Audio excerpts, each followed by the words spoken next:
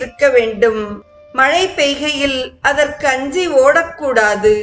வான் நின்று உலகம் வழங்கி வருதலால் தான் அமிழ்தம் என்று உணரற்பாற்று என்று வள்ளுவரும் கூறுகிறார்.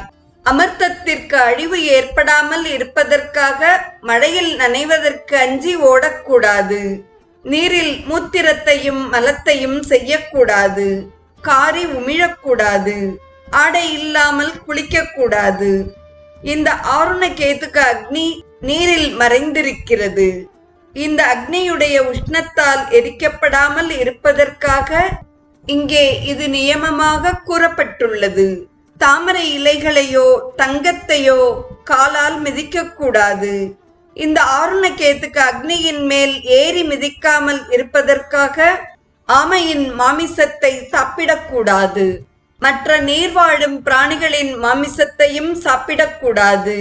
எவன் இந்த ஆருணகேதுக அக்னி சயனத்தை அனுஷ்டிக்கிறானோ அவனுக்கும், மேலும் எவன் இவ்வாறு ஆருணகேதுக சயனத்தை அறிகிறானோ அவனுக்கும் நீர்வாழும் பிராணிகள் இம்சை செய்யாதவையாக ஆகின்றன.